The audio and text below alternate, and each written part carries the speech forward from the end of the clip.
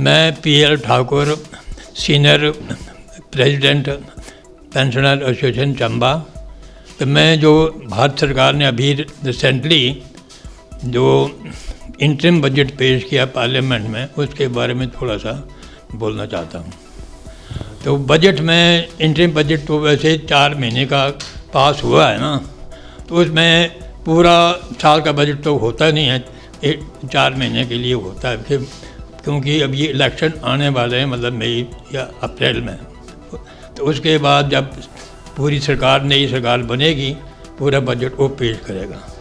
तो इस बजट में मैं तो पेंशन वालों के बारे में बताना चाहता हूँ कि हमारे लिए भी कोई भी इसमें रिलीफ नहीं है, कोई भी मतलब बेनिफिट नहीं मिलने वाला है। और हिमाचल सरकार के लिए उस बजट में अभी कुछ नहीं है, मतलब किसान के लिए भी कोई ज़्यादा बेनिफिट नहीं दिया गया है, गरीबों के लिए खास कुछ नहीं है। बाकी बड़े ये जो बजट है तो उसमें लुभावने वाली बातें तो हैं, जो फ्री राशन, फ्री मतलब क्या कहते हैं वो, जिन लेडी के लिए मतलब उनको दी है छूट। तो उसके अलावा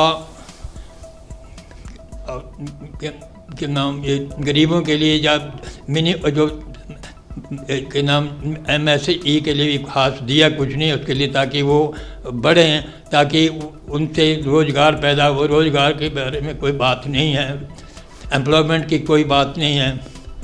तो बजट में खास है नहीं कुछ भी, तो ये नॉर्मल बजट कहा जा सकता है।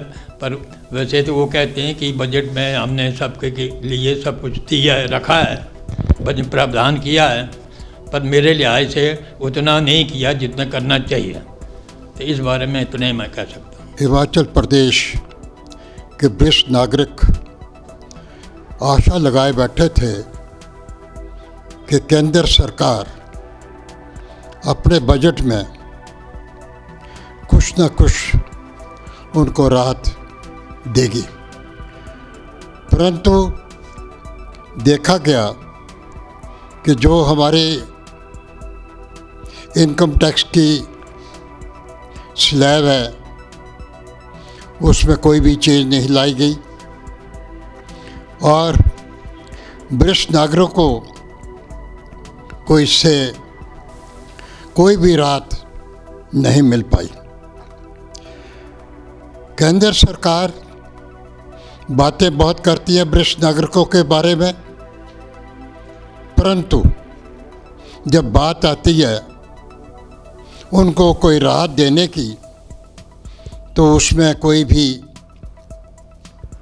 राहत नहीं दी जाती, जिससे इस वक्त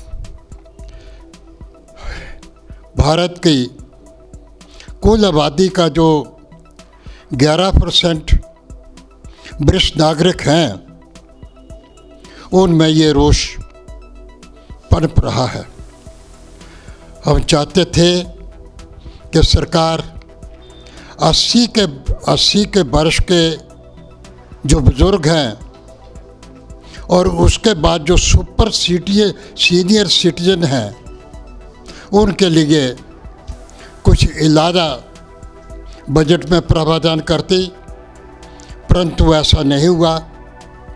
हमें इसमें कोई राहत नहीं मिली, भले ही सरकार ये कहती हो कि ये बजट का, ये हमारा जो बजट है वो अंतरिम बजट है, मगर अंतरिम बजट होने के नाते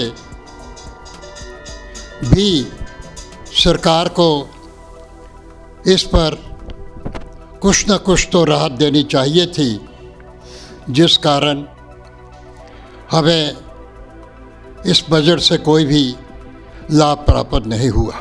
जैसा कि अभी जो बजट केंद्र सरकार ने पेश किया वो एक बड़ा सारे मुल्क के लिए निराशाजनक बजट साबित हुआ। लोगों को बड़ी उम्मीद थी कि शायद ये इनका अंतिम इस सरकार का बजट है और कुछ इन्होंने इतने जो लोगों का खून पसीना निचोड़ा था उससे कुछ राहत देंगे जातिवार, लेकिन कुछ भी नहीं आया नज़र। बहुत शोर सुनते आए थे पहलू में दिल का, बहुत शोर सुनते आए थे पहलू में दिल का, जो चीरा तो फकत एक कतरा खून निकला। वो हिसाब इस भारतीय जनता पार्टी का ये जो बजट अंतिम इन्होंने पेश किया उसका हुआ। गरीबों के लिए कोई राहत नहीं, बेरोजगारों के लिए कोई राहत नहीं, महंगाई के लिए कोई राहत नहीं।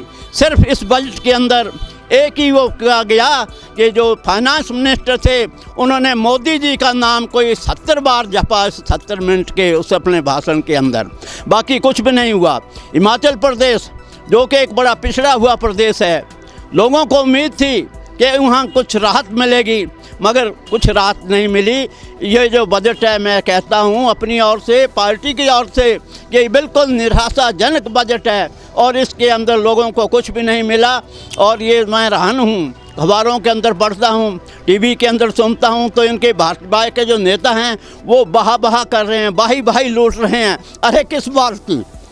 कोई राहत तो मिली नहीं, कोई किसान को राहत नहीं मिली, बागवान को राहत नहीं मिली, बेरोज़गारों को कोई काम के लिए कोई साधन नहीं उपलब्ध करने की योजनाएं बनी, महंगाई के लिए कुछ इन्होंने किया नहीं। किस लिए वो बाही बोल रही हैं? इस बात से मैं कह रहा हूं कि ये मुल्क के लिए जो है ये बजट एक बिल्कुल एक घाटे का सौदा जो है वो साबित हुआ है। देश का अंतरिम बजट आ चुका है और जो बजट विशेषज्ञों की चर्चा के दौरान आया है कि ये बजट बहुत ही अनुकूल है, अंतरिम बजट है और पिछले जो बजट है उसको पूर्ण करते हुए, उसको सशक्त बनाते हुए सारी योजनाएं उसी तरह की रिपीट की हैं।